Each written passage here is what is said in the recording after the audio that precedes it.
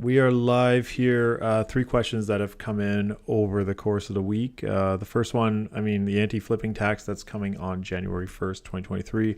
The question was, what are your thoughts on the anti-flipping tax? For me, I I think that if you are in the business of flipping houses, and yes, it is a business, I do think that people who are doing it, pretty well, and typically as a business.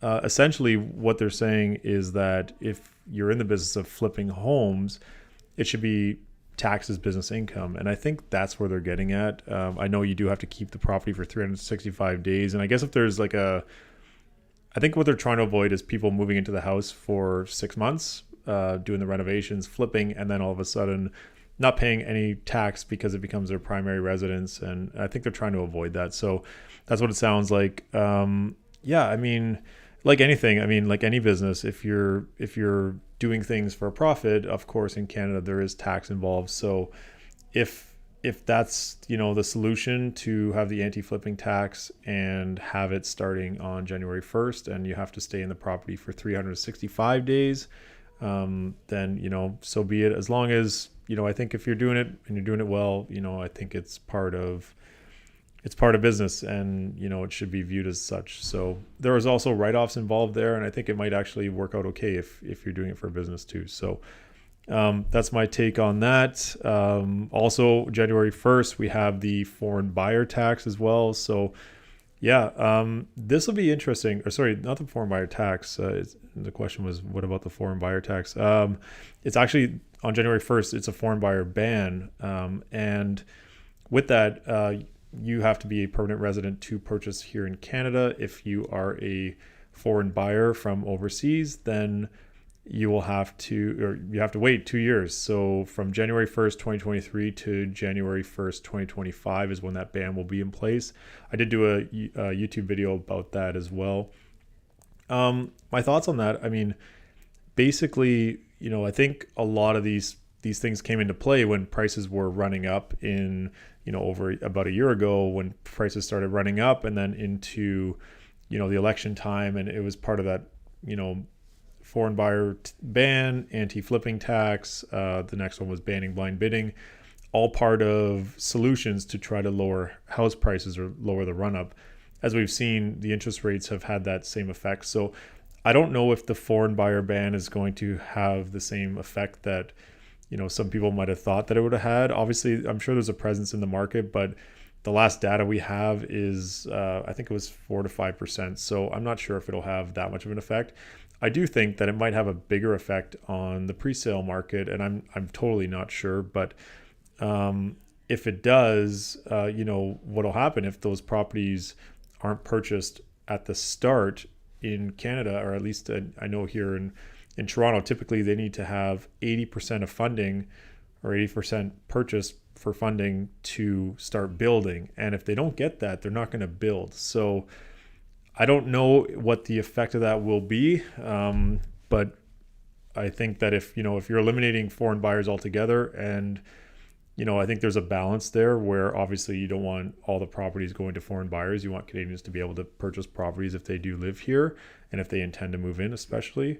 But hopefully it's not one of those things where having the foreign buyer ban doesn't allow buildings to get the funding, which doesn't allow the buildings to start building, because then it's not going to help things either. So that's my take on that. Last question here. Would you recommend 5% down versus 20% down? Well, first of all, of course, I'm not a mortgage broker. That is a case-by-case thing. And, I put 5% down on my first property. It went up over a couple years in time to allow me to, I sold it, and then I was able to take that profit and then put down 20% on the next property, because, it went up. Actually, it didn't go up crazily, but at that time it went up probably like 7% a year, actually, like the Toronto average.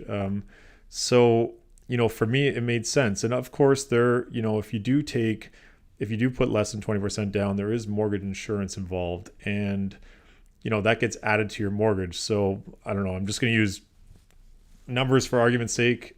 Just if you put down, let's say 25 grand on a $500,000 condo, that's your 5%.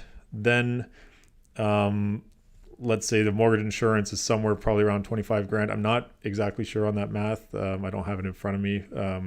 Easily findable on a calculator. I just don't have that up right now. But so you put down 25 grand, instead of your mortgage being 475,000, there is a mortgage insurance that gets added to the mortgage portion.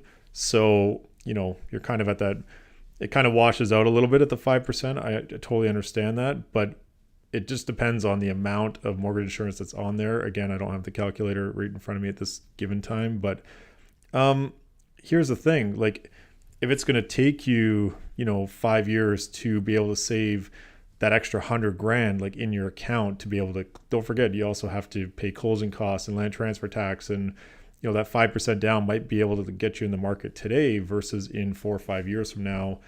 Saving up 100 grand, which is 20% on 500 grand, is not an easy task for most Canadians. I would say that's after tax money that you have to save. So definitely, if you do have the 25 and it'll allow you to get in, or you can borrow from your RSP, it'll allow you to get in, and then you have a roof over your head. Right now the rental market's been going crazy, and you want to get into owning. Totally up to you. Ultimately, it's about you getting a home. And yeah, if prices, whether flatline, if they go down a little bit, I think over time, Toronto traffic's crazy. The rental market's insane right now. We have many people coming into town. I just did a listing yesterday for lease. We had 35 showings in 2 days. The unit was a junior 1-bedroom listed at $2,200 a month. We had 5 offers on day one, and still my phone's ringing, and 20 more inquiries about the place. It's already rented. So, and these are super qualified renters, by the way, at least the offers that I saw.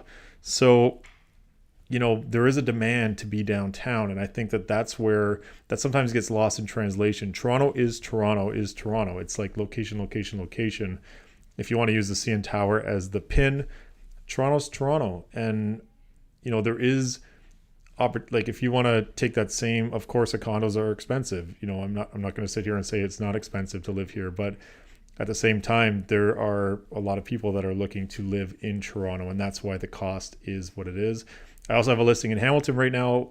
For example, same price, actually, $2,200 a month, 700 square foot, 1-bedroom, and 5 showings booked over the next 5 days. So huge difference in demand, city to city. And if you wanted to go live in Hamilton and get a good rental price, you'll get definitely more value in Hamilton, but you are not in Toronto if that's where you need to be. So yeah, I do think that depending on where you're purchasing, and depending on your budget, and depending on the monthly cost, if 5% is going to get you in the market now and you plan to live there for a few years, it could be your segue to get into the market. Remember, you need a home to live. So if that gets you in, I would say get in with 5% versus trying to save the 20%, because if prices do decide to keep going, if interest rates settle down at some point and things stabilize and becomes a new normal, I do think that at some point people will still be buying properties, and they still are now, of course. But if once things stabilize, if the market starts running again, or even just walking in that direction, Toronto on average 7% a year is what it's been doing. Even if it has a down year, it has years where it makes that up. So that's a 40% average, and I'm just going by average. That's it. So yeah, I would say if you can get in with 5% versus trying to save that 20%, and there's a property that you really love and you don't want to miss out on because you don't have the 20% readily available, I wouldn't necessarily, and again, this is my personal thoughts. It doesn't have to be advice for you, but I wouldn't necessarily wait till you get that full 20% if it's going to take you 5 years to save it up and actually have it in your bank account. Because then you also have land transfer on top of that and everything else. So it's not just the 100 grand you got to save. It's 120, 130, whatever, depending on the purchase price. And from a standpoint of 5% would be much less to get in it, if you wanted something today versus in a couple years. But that's my take. Hope you guys have an awesome rest of the week.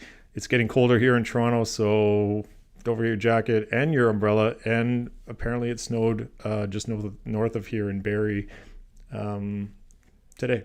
So have an awesome week and see you next week.